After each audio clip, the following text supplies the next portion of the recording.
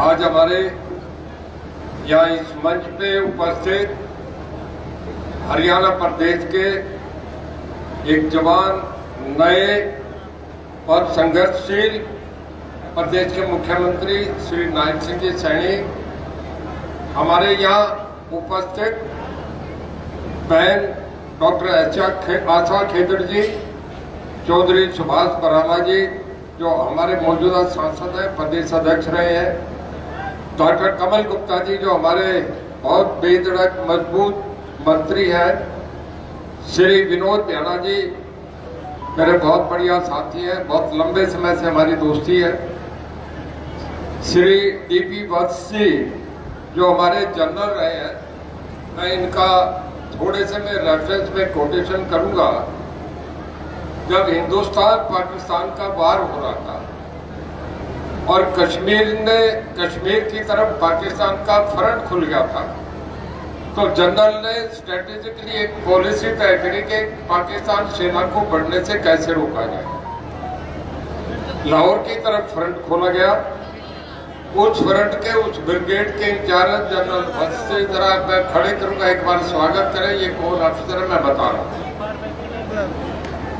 जब 3 दिन में इन्होंने लाहौर को घेर लिया था और फिर पाकिस्तान ने सफेद झंडे ला दिए कि भारत की आर्मी से नहीं लड़ सकते, ये वो जनरल वत्स है। तो ऐसे आदमी को तो मैं तो सलाम करता हूँ।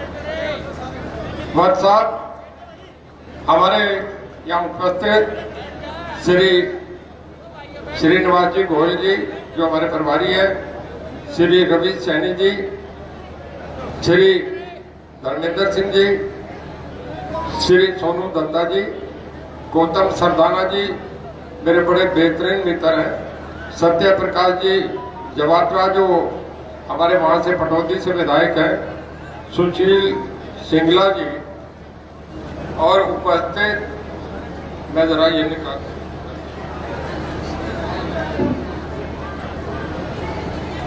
अब आवाज ठीक आ रही है जी। पहले मैं ऊपर था, माइक नीचे था। मैं सबसे पहले तो यहाँ के हमारी बहन आशा खेदड़ जी का, यहाँ की पूरी टीम उगलाना का स्वागत करता हूँ कि इस फसल के मौके पे इतनी बढ़िया भीड़। मैं पिछले 1 हफ्ते से घूम रहा हूँ। हादसी तो ऐसी थी, उसके बाद सबसे ज्यादा जन सराब आज की भीड़ में। मैं 2-4 बात कहूंगा क्योंकि हमारे माननीय मुख्यमंत्री जी ने चंडीगढ़ जाना है। बोलने वाले बहुत थे, थोड़ा समय करके, क्योंकि हेलीकॉप्टर 6 बजे के बाद लैंड नहीं करता। इस चुनाव के लिए क्या कहना चाहिए, बहुत रेलेवेंट और थोड़े में बोलूंगा। देश का ये दुनिया के सबसे बड़े लोकतंत्र का चुनाव है। आप लोग हम क्या समझें, दुनिया की निगाह हिंदुस्तान पे लगी है। अमेरिका का जब चुनाव होता है तो सारी दुनिया देखती है कि दुनिया की सबसे बड़ी इकोनॉमी है, बहुत देशों को चलाने वाला अमेरिका सबसे संपन्न और सबसे धनाढ़ देश है। और हिंदुस्तान को दुनिया का सबसे बड़ा लोकतंत्र है। 145 करोड़ की आबादी का कोई देश नहीं है। माफ करना, पूरे यूरोप की 16 कंट्रीज के मिलके जनसंख्या 60 करोड़ की नहीं है। इस एक देश की 145 करोड़ है।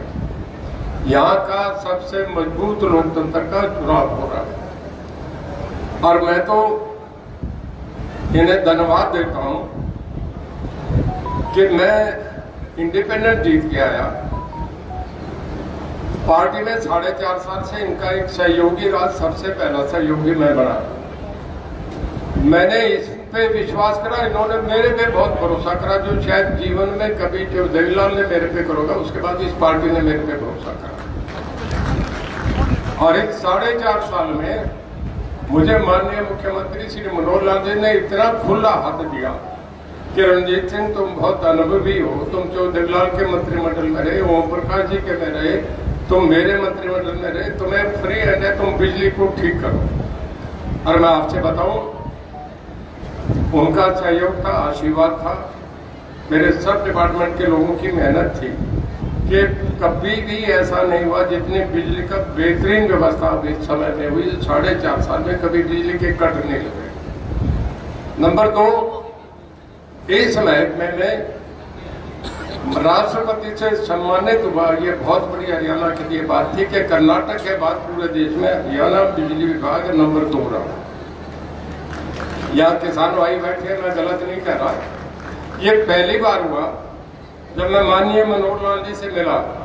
आपके सर्दी बड़ी पड़ी थी, 1 साल लंबी सर्दी, 1 महीना 1.5 महीना बड़ी ठंड थी। कहने के रंजीत सिंह जी, इस सर्दी में किसान जो दिसंबर जनवरी में पानी लगाता है रात को, उसकी क्या हालत होगी है?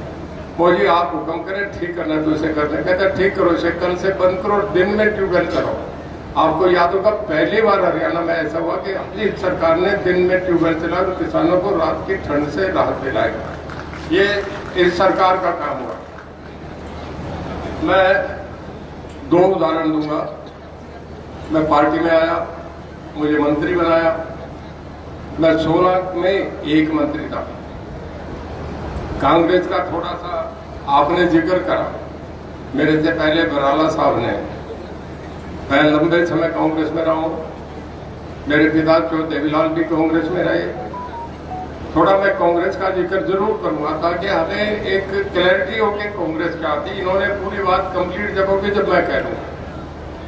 कांग्रेस में हमारे सबसे बड़े जो किसान नेता थे देश के, समय पे नेता आते हैं। कभी जयप्रकाश नारायण आए, आज नरेंद्र मोदी जी आए। कभी एक जमाना था कि देवीलाल और वीपी सिंह देश के बड़े नेता बने। जब चरण सिंह सबसे बड़े किसान नेता थे। मेरी बात गलत नहीं है, गौर से सुनना, जितने किसान बैठे हैं। कभी कांग्रेस ने उन्हें मुख्यमंत्री नहीं बनाया, कभी कांग्रेस ने उन्हें प्रधानमंत्री नहीं बनाया, और ऐसे जो देवीलाल को कभी कांग्रेस ने मुख्यमंत्री नहीं बनाया, कभी कांग्रेस ने उन्हें उप प्रधानमंत्री नहीं बनाया। जब भी वो मुख्यमंत्री बने, 77 में बने, 87 में बने, और उसके बाद ओम प्रकाश जी बने, जो बंसीलाल बने। मैं बड़ा स्पष्ट कह रहा हूं, मेरी बात गलत हो तो कोई इनकार कर दे। केवल भारतीय जनता पार्टी ने उनको मुख्यमंत्री और उप प्रधानमंत्री बनाया। भाई, जिस पार्टी के नेताओं को कांग्रेस ने बनवास दिया, और मैं आपसे ये भी कह रहा हूं, लिख लेना, हुड्डा साहब को भी पार्टी छोड़ के जाना पड़ेगा असेंबली के चुनाव से पहले। इस पार्टी ये कभी भला नहीं सोच सकती आपका। तो मैं देख के चलना चाहिए। देश बदल रहा है, दुनिया आगे बढ़ रही है। हर जगह कभी ऐसा नहीं हुआ कि साउथ में, ईस्ट, नॉर्थ ईस्ट में, पूरे सेंट्रल भारत में हर जगह भारतीय जनता पार्टी एक बड़ी मजबूत पार्टी बन गई थी। मुझे याद है 1984 में कांग्रेस की 401 सीट आई थी जब इंदिरा गांधी का असैसिनेशन हुआ था। उसके बाद 84 से लेकर 2014 तक एनडीए बना, यूपीए बना, गठबंधन की सरकारें जो कभी जर्मनी इंग्लैंड में भी बनी, और उसके बाद फिर 2 पार्टी सिस्टम आ जाता है। आज एक ही पार्टी सबसे आगे बढ़ गई। 2014 के बाद, 1984 के बाद 16 साल को 14 साल, ये 2014 में 30 साल के बाद अकेले पार्टी को पूरे देश ने समर्थन दिया, वो भारतीय जनता पार्टी, और उसके नरेंद्र मोदी जी देश के प्रधानमंत्री हैं। उनके काम को देख के, हिंदुस्तान ने उनके मजबूत नेतृत्व को देख के लोगों ने दूसरी बार 2019 में फिर उन्हें प्रधानमंत्री बनाया। इंदिरा गांधी भी 1970 में चुनाव हार गई थी, और उसके बाद कभी 15 साल बराबर नहीं मौका मिला। पहले देश के प्रधानमंत्री हो गए जो तीसरी बार भी बनेंगे, आगे चौथी बार भी बनेंगे। ये बात से कह रहा हूं। अमेरिका में भी प्रेसिडेंट 2 बार बनता है। 8 साल से ज्यादा बार कॉन्स्टिट्यूशन में नियम है कि नहीं बनता। 145 करोड़ लोगों का देश, दुनिया नहीं देख रही, दंग रहेगी कि नरेंद्र मोदी क्या है। मैं एक शब्द कहता हूं, एक इंग्लिश में कहते हैं stormy pattern of Indian politics. जो इंग्लैंड के, यूरोप के अखबार हैं, मोदी साहब के लिए जब पिछली बार 2014 में जीते, 19 में जीते, तो अखबारों में छपा था कि हिंदुस्तान की पॉलिटिक्स का वो आदमी है। जब समुद्र में मछुआरे जाते हैं ना मच्छी पकड़ने, और जब एक पक्षी उड़ के आता है, उस पक्षी से मछुआरे समझ जाते हैं कि समुद्र में तूफान आ रहा है। वो अपनी किश्तियां अपने आप की जान बचाने के लिए बाहर निकल आते हैं। आज सारा यूरोप ये लिखता है कि हिंदुस्तान के वो स्टॉर्मी पैटर्न जिसके आने से तूफान आ जाता है, वो नरेंद्र मोदी जी हैं, ये हमारे प्रधानमंत्री की विदेश में छवि है। मैं अपनी बात कहूँगा कि मैं इंडिपेंडेंट बनकर के साथ आया। पहले माननीय मनोहर लाल जी की कैबिनेट में 14 में मैं एक मंत्री था। जब 14 में से नायब सिंह जी मुख्यमंत्री बने, गठन हुआ, हम सब राजभवन में बैठे थे, पता नहीं किसका नाम आएगा नहीं आएगा। मैं इंडिपेंडेंट था, हम 16 इंडिपेंडेंट थे, 10 जेजेपी के, 6 हम थे। और वहां से आवाज आई कि रणजीत सिंह आके मंत्री की शपथ ले। नायब सिंह जी की श्रेणी में जब 5 मंत्री बने, उसमें भी रणजीत सिंह को शपथ दिलाई जा रही है। मैं कहीं सरसा में किसी गांव में था, मुझे माननीय मनोहर लाल जी का फोन आया कि रणजीत सिंह जी कहाँ हो? और जी मैं तो सिरसा में पनीवाड़ा मोटा गांव में हूँ। कहते आप अभी तुरंत अपने कोठी पहुंचो, आपका भारतीय जनता पार्टी में टिकट का मोदी जी ने फाइनल कर दिया, 8:30 बजे आपका नाम आ रहा है। मुझे जो पार्टी बिना मांगे मुझे ये दे रही है, बताओ मैं उस कांग्रेस में क्या करूँ? जिस कांग्रेस ने जो चरण सिंह को नहीं दिया, जिसने जो देवीलाल को नहीं दिया, और आप याद कर लो जो बंसीलाल भी तीसरी बार जब मुख्यमंत्री बने, जब एक चर्चा था कि बीजेपी ओम प्रकाश जी से समझौता करेगी कि जो बंसीलाल से, सब लोगों में ये था जिससे बीजेपी समझौता करेगी वो मुख्यमंत्री बनेगा। और लास्ट में बीजेपी का जो बंसीलाल से समझौता हुआ वो मुख्यमंत्री बन गए। तो भाई मैं ये कह रहा हूँ कि भारतीय जनता पार्टी ने जब इतनी बार जो देवीलाल को बनाया, जो बंसीलाल को बनाया, जो चरण सिंह को बनाया, आज एक युग बदल गया, पूरा प्रदेश बदल गया और दुनिया बदल गई। आज दुनिया के शीर्ष 5 नेताओं में एक हमारे नरेंद्र मोदी जी हैं।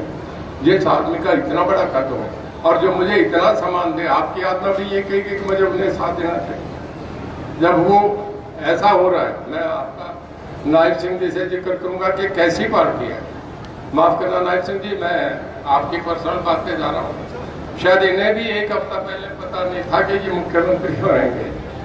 अभी टिकट का चर्चा हो रहा था। ये ऐसी पार्टी है कि 5वें लाइन के आदमी को उठा के मुख्यमंत्री बना देता है। ये अपने कार्यकर्ताओं को कभी मरने दे देती को ये पार्टी है। मैं जो वीरेंद्र सिंह क्या कहें नहीं कहें, मैं उस बात पे नहीं जा रहा, पर मैं ये कहूँगा कि इससे ज़्यादा किसान को किसी पार्टी में सम्मान नहीं मिलेगा जो ये पार्टी आपको देगी। मैं अपनी बात ये कह के ख़त्म करता हूँ कि मुझे पार्टी ने चुना, मुझे दिया, मैं जीवन भर इस पार्टी का साथ दूंगा और आपसे भी कहूँगा इससे बढ़िया कोई पार्टी नहीं। और अगर मैं अब 2 नारे लगाऊंगा, उसमें जरा जोर से नारे लगाए। उससे पहले मैं एक बार कहूँगा, मैं आपके सब गाँव में घुमाऊँ, कल खेडर में भी था, बड़ी सभा थी। एक बार बढ़िया तो ये रहेगा कि अगर हम परिवर्तन कर रहे हैं तो मैं सारी भीड़ से कहूँगा एक बार खड़े होकर तालियां बजा के भारतीय जनता पार्टी और नायब सिंह जी का स्वागत करें।